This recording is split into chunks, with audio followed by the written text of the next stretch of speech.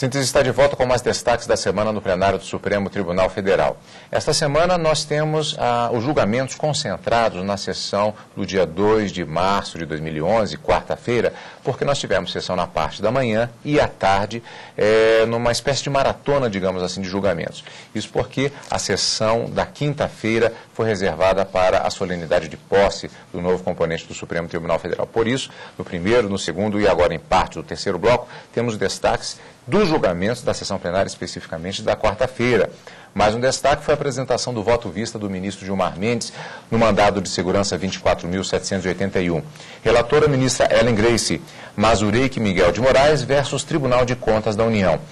Mandado de segurança impetrado contra um acórdão, uma decisão do Tribunal de Contas da União, que considerou ilegal a aposentadoria do impetrante e determinando assim a suspensão do benefício, bem como a restituição das importâncias recebidas. Karina, quais as alegações apresentadas pelo impetrante nesse caso? Uma delas é que teria havido a decadência, ou seja, a perda do direito da administração de rever o seu ato, porque decorridos mais de 5 anos da aprovação do ato. Na verdade, o ministro César Peluso, durante o julgamento, disse que são mais de 18 anos de aposentadoria já e que agora a União, o Tribunal de Contas da União, vem dizer que aquela aposentadoria concedida havia sido ilegal. Uma das alegações é a decadência, portanto, que já teriam se passado 5 anos para que essa revisão fosse feita. E também a alegação de ofensa ao seu direito líquido e certo, na medida em que não se teria dado a ele, durante esse período de revisão dessa aposentadoria, o direito de contraditório e de ampla defesa, e argumenta ainda que, à luz da Constituição Federal de 1967, havia sim a possibilidade de acumulação de 3 cargos públicos, porque ao que se tem nos autos é que ele teria sido aposentado em 2 cargos de médico e 1 de professor, acumulando, portanto, 3 aposentadorias de 3 cargos, o que não é permitido pela Constituição Federal de 88. Daí vira, então, o mandado de segurança para tentar reverter a decisão do Tribunal de Contas. A ministra Ellen Grace já havia votado, relatora do caso, no sentido de se denegar parcialmente a ordem, para que fosse, na verdade, conceder parcialmente a ordem, porque ela entendia que o dever de restituição dos valores recebidos não deveria ser mantido pelo Tribunal de Contas da União. Mas para a ministra, havia sim a possibilidade de se fazer a revisão do ato, daí a concessão da segurança, mas não nos termos integrais da decisão como tomada pelo Tribunal de Contas da União.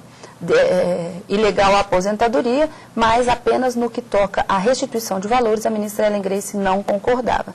Decisão que não foi mantida pelos ministros no plenário da quarta-feira, na medida em que o voto vista do ministro Gilmar Mendes levantou uma tese que acabou sendo acompanhada pela maioria. E vamos rever trecho do voto vista do ministro Gilmar Mendes. No caso em exame, me impressiona o fato de que a impetrante estava recebendo o benefício da aposentadoria há mais de 10 anos, quando o TCU julgou ilegal o ato de concessão e determinou seu cancelamento. Na espécie, não se tem apenas a reforma do benefício, mas a sua própria anulação. Portanto, trata-se de medida drástica que está sendo efetivada em detrimento de um cidadão que gozava de aposentadoria, uma cidadã, a qual, frise-se, possuía total aparência de legalidade, até receber a notícia de que o TCU havia cassado sem lhe conceder a oportunidade de se defender. Ademais, não consta dos autos qualquer informação concernente à prática por parte do impetrante de condutas qualificadoras de má-fé. E passados mais de 10 anos do ato da concessão da aposentadoria, não pode o tribunal considerar que a impetrante tinha pleno conhecimento da precariedade dos atos praticados pelo órgão público.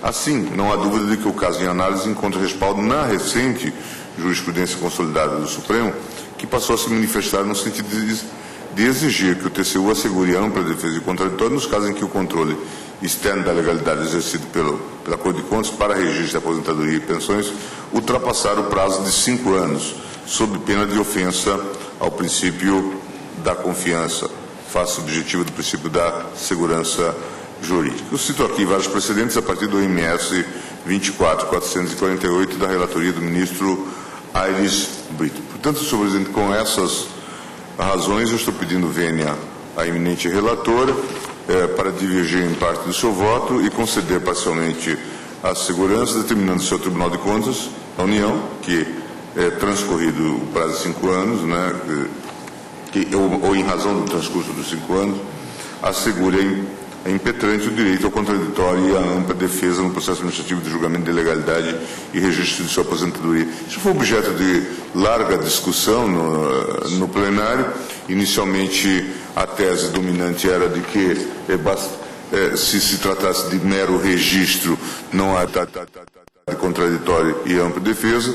Depois, a partir do voto do ministro Carlos Brito, no caso já referido, passou-se a entender que, quando o TCU não fizesse o registro dentro deste prazo que se estipula, de 5 anos, era razoável se conceder o contraditório e a ampla defesa, por isso estou me manifestando nesse sentido, e acompanho a eminente relatora, claro, no que diz respeito à não devolução das quantias recebidas.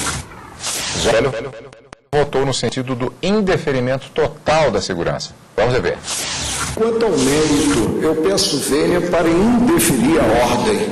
E por que eu faço? A Carta da República contempla a dupla aposentadoria no tocante a cargos acumuláveis em atividade. Indaga-se, seria possível acumular 2 cargos de médico e 1 cargo de professor? A resposta está no 37 da Constituição Federal e é negativa.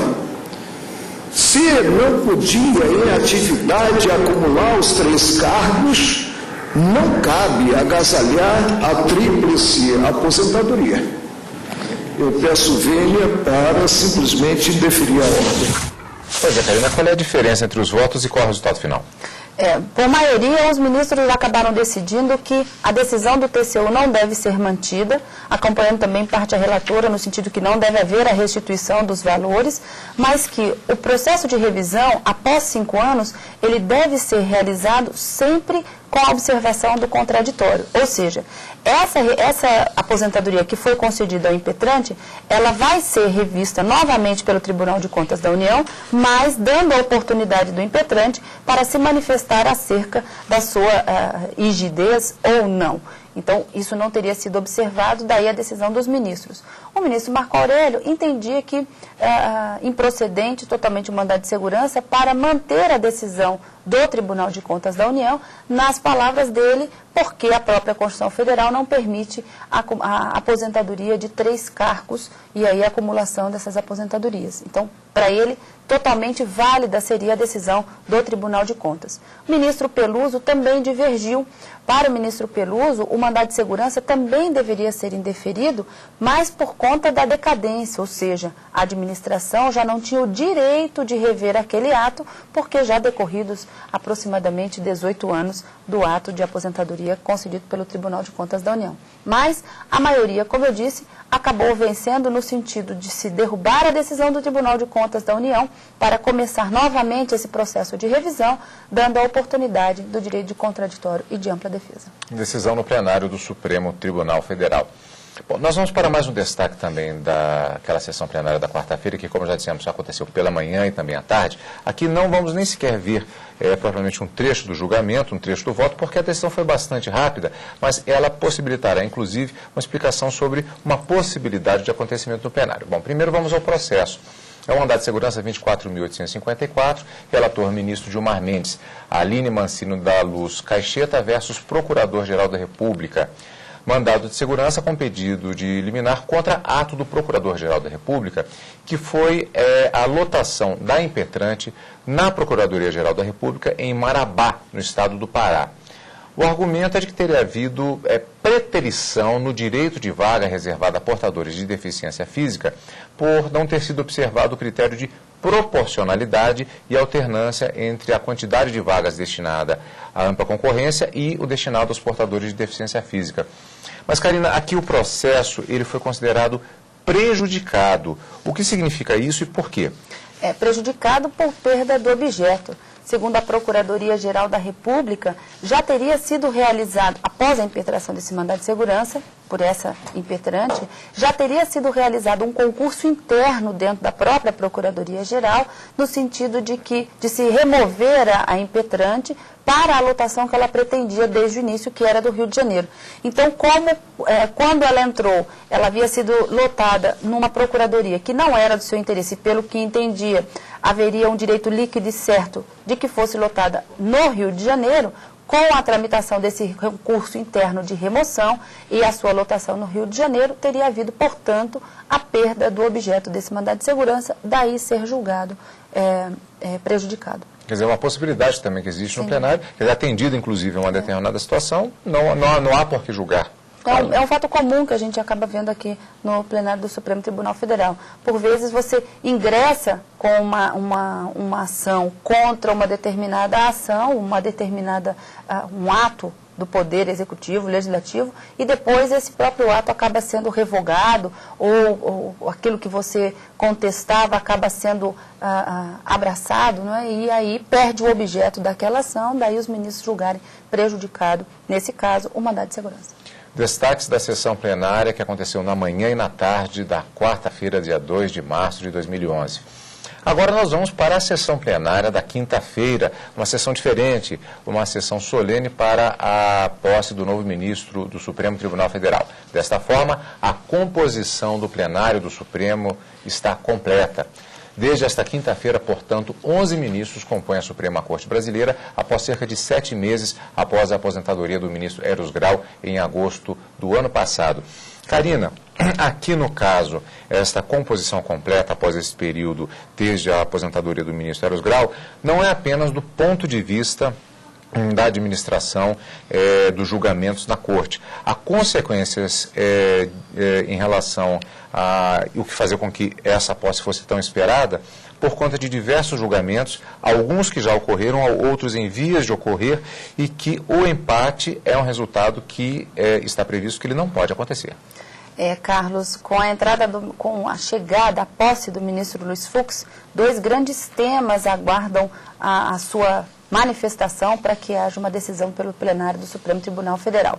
Um caso é a lei da ficha limpa, que houve um grande impasse, houve uma votação paritária, vamos dizer assim, uma votação equivalente, e que o ministro Luiz Fux deve decidir se os casos em que houver renúncia podem ou não ser elegíveis a partir da lei da ficha limpa.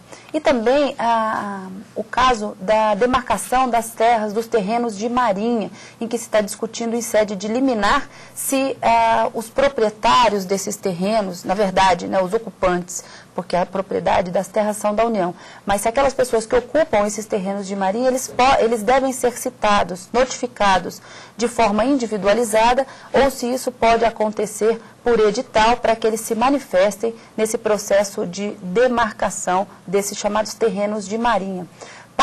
Os ministros começaram a votação para se deferir a liminar e aí determinar a notificação individual, mas apenas 5 ministros votaram nesse sentido. E para condicionar a decisão do plenário, consoante determina a própria Constituição Federal, observada a chamada cláusula de reserva de plenário, são necessários 6 votos favoráveis, ainda que para concessão de uma liminar em sede de ação direta de inconstitucionalidade, para que essa lei seja suspensa. Então, seja no mérito, seja em liminar, são precisos 6 votos. E até então, nesse caso de terrenos da Marinha, nós temos apenas 5 votos manifestando pela suspensão da legislação que determina a citação, a intimação por edital desses ocupantes.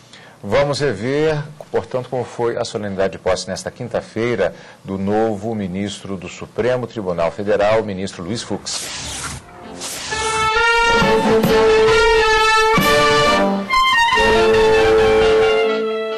A sessão foi aberta com um hino nacional, tocado pela Banda de Fuzileiros Navais de Brasília.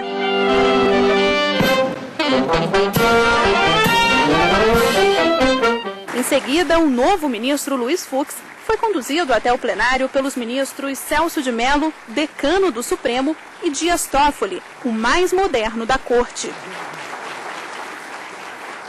A solenidade de posse foi prestigiada por diversas autoridades, entre elas os presidentes da Câmara e do Senado, ministros de Estado, presidentes e representantes de tribunais superiores e de justiça, conselheiros do CNJ, governadores, como o do Rio de Janeiro, cidade natal do novo ministro, e o ministro aposentado Eros Grau. Para assumir a cadeira deixada por ele, Luiz Fux fez o juramento de posse. Prometo bem e fielmente cumprir os deveres do cargo de ministro do Supremo Tribunal Federal em conformidade com a Constituição e as leis da República.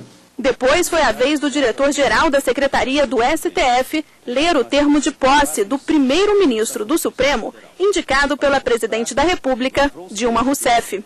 Tomou posse e entrou em exercício após prestar o compromisso regimental de bem e fielmente cumprir os deveres do cargo em conformidade com a Constituição e as leis da República. O documento foi assinado pelo novo Fux.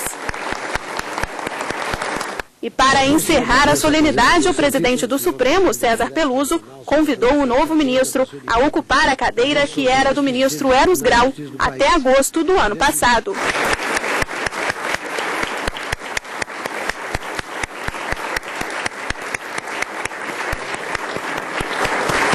Já empossado, o ministro Luiz Fux recebeu os cumprimentos no Salão Branco do Supremo. O ministro do Supremo Tribunal Federal, Luiz Fux, tem uma carreira na magistratura que já dura 3 décadas. Com 30 anos de magistratura, Luiz Fux foi indicado pela presidente Dilma Rousseff para ocupar a vaga deixada pelo ministro Eros Grau, que se aposentou em agosto do ano passado. Fux foi aprovado por unanimidade pela Comissão de Constituição e Justiça. E no plenário do Senado Federal, o novo ministro teve 68 votos de aprovação contra apenas 2. A carreira na magistratura de Luiz Fux começou aos 27 anos na Justiça Estadual do Rio de Janeiro. Antes, fez uma breve incursão na advocacia e no Ministério Público. Recentemente, o novo ministro presidiu a comissão encarregada de elaborar o anteprojeto do novo Código de Processo Civil, enviado ao Congresso Nacional no ano passado. Aos 57 anos, Fux vai ocupar a 11ª cadeira do plenário do Supremo Tribunal Federal e admitiu que sempre quis ser ministro da mais alta corte do país. Desejo que se tornou realidade. Uma vez me perguntaram, talvez no afã de que eu não responderia para não me comprometer, o senhor quer ir para o Supremo Tribunal Federal? Eu disse, eu quero. Eu sonho com isso. Porque eu acho que o soldado que não quer ir para o generalato tem que ir embora do Exército. E eu queria, claro que eu queria. Era um sonho, eu me preparei para isso a minha vida inteira. Para assumir o novo cargo, Luiz Fux deixa o Superior Tribunal de Justiça depois de 9 anos. No STF, se compromete a compensar o acúmulo de processos causados com a aposentadoria de Eros Grau. A Justiça da Alemanha julga por ano 3.000 processos. Eu, como magistrado, como ministro do Superior Tribunal de Justiça, eu recebo 1.000 processos por mês. Eu, quando era desembargador, julgava 100 processos por mês. Aqui eu recebo 100 por dia. Pois é, Karina, portanto, temos a expectativa agora para as novas sessões plenárias do Supremo, já com a composição completa, portanto. Carlos, e vamos aguardar que esses julgamentos tão esperados, o 11º ministro, seja pautado o mais rápido possível.